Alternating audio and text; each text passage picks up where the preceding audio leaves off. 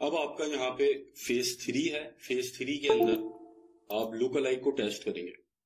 तो मैं डुप्लीकेट कर लेता हूँ न्यू कैंपेन में। यहाँ मैं फेज 3 बजट अभी हम इसको देते हैं, प्रोडक्ट नेम और पर्पस है लुक अलाइक टेस्टिंग।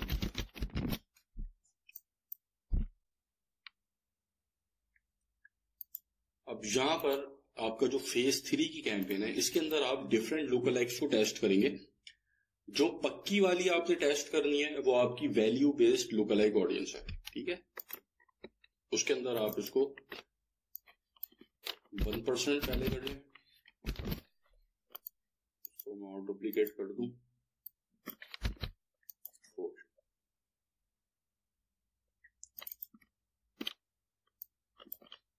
1 से 2% कर लें, 3 से 4% कर लें, 4 से 5% कर लें। और साथ आप यहां पर और मतलब ये तो मैंडेटरी आपको टेस्ट करनी है। साथ यहाँ पर आप और जितनी चाहे लुक अलाइक्स को टेस्ट कर सकते हैं।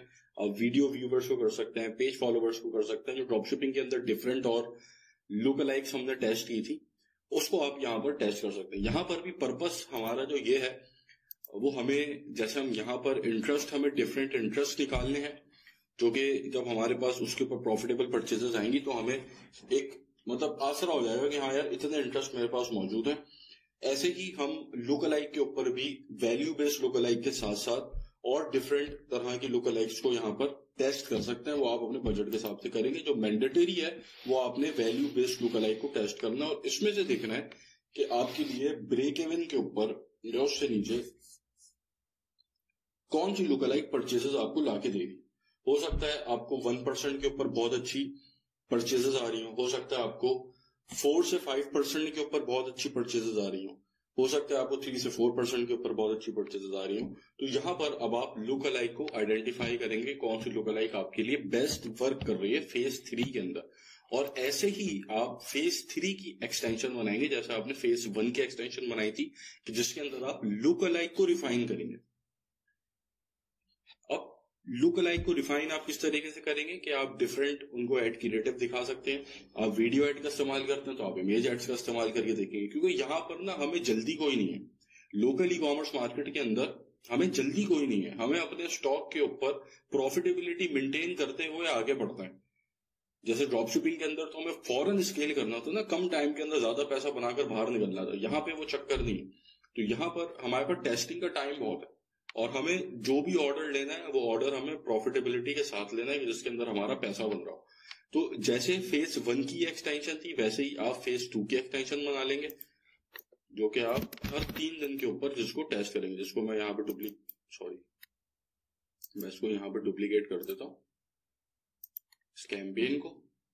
और यहाँ पर एक आ गई न्यू कैंपेन, इसको मैं नाम दे दूंगा सेम जो मैंने अभी यहाँ पे नाम दिया, फेज 3 कह दूंगा इसको, फेज 3 एक्सटेंशन और लुक अलाइक रिफाइनिंग, इसका नाम है लुक अलाइक रिफाइनिंग। ये भी आप 3 दिन चलेगा। 3 दिन जो मैं यहाँ पर लिख रहा हूँ वो टेस्टिंग का टाइम है कि आपने मिनिमम 3 डेज टेस्ट करनी है अपने रिजल्ट्स को, उसके बाद फैसला लेना है, ठीक है। तो अब ये जो आपकी रीटारगेटिंग है ये साथ साथ पैरेलल में चल रही है। फेज 0 आपका बंद हो चुका है वार्म अप के बाद।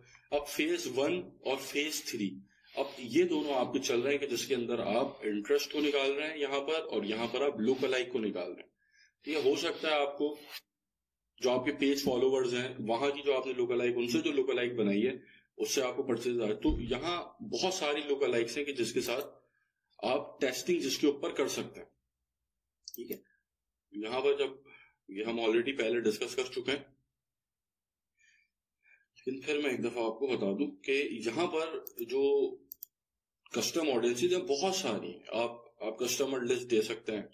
आप वेबसाइट के ऊपर बहुत सारे ऑप्शंस हैं, उन ऑप्शंस को एक्सप्लोर कर सकते हैं, ठीक है। आप अपने वीडियो व्यूवर्स को देख सकते हैं, इंस्टाग्राम अकाउंट, फेसबुक पेज। तो यहाँ पर जितने ऑप्शंस हैं उसके ऊपर आप डिफरेंट लुक अलाइक्स को टेस्ट कर सकते हैं जो आपके लिए बेहतर परफॉर्म कर रही है।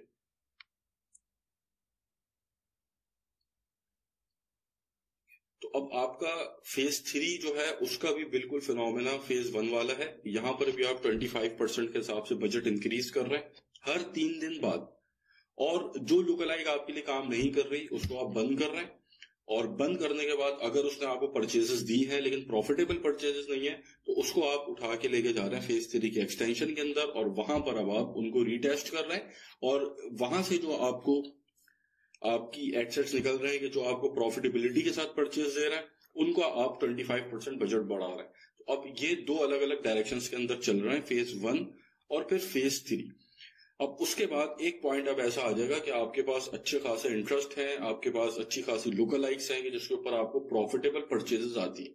तो फिर अब आप अपने स्टॉक को देखेंगे, उस हिसाब से फिर आप डिसीजन लेंगे कि आपको स्केल करना है, कौन सी स्ट्रेटेजी के ऊपर करना है। ड्रॉपशिपिंग वाली स्ट्रेटेजी बहुत सारी मैंने स्केलिंग मेथड्स बताए थे, तो वहां पर आप कोई भी स्केलिंग मेथड उठा के यहां पर इसको इम्प्लीमेंट कर सकते हैं अपनी प्रोडक्ट को स्केल करने के लिए, ठीक है। वरना आप जो सिंपलेस्ट मेथड है कि आपके पास, जैसे यहां से मैं अज्यूम करता हूं कि आपके पास 3 इंटरेस्ट यहां से निकल आए, 2 इंटरेस्ट यहां से निकल आए, 2 लुकलाइक आपके पास यहां से निकल आई, 1 लुकलाइक आपके पास यहां से निकल आई, तो आपके पास 5, 6, 7 जो है इंटरेस्ट और लुकलाइक ऑडियंसेस हो गई।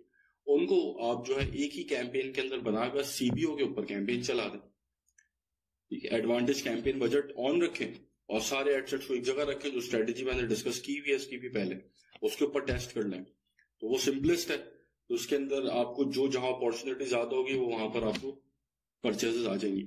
वरना और जो मैंने जितनी स्केलिंग की स्ट्रेटेजीज बताई है उसको फॉलो करेंगे। ये है बेस इसकी, जो यहां तक हमने कवर की है एक्सटेंशन तक फेज 3 की, ये इसकी बेस है, ठीक है। अगर आप एक सिंगल प्रोडक्ट के ऊपर लोकल ई कॉमर्स मार्केट में काम कर रहे हैं, तो यहां तक जब आप पहुंच जाएंगे उसके बाद फिर आपकी मर्जी, आप कौन सी स्केलिंग की स्ट्रेटेजी इंप्लीमेंट करके अपनी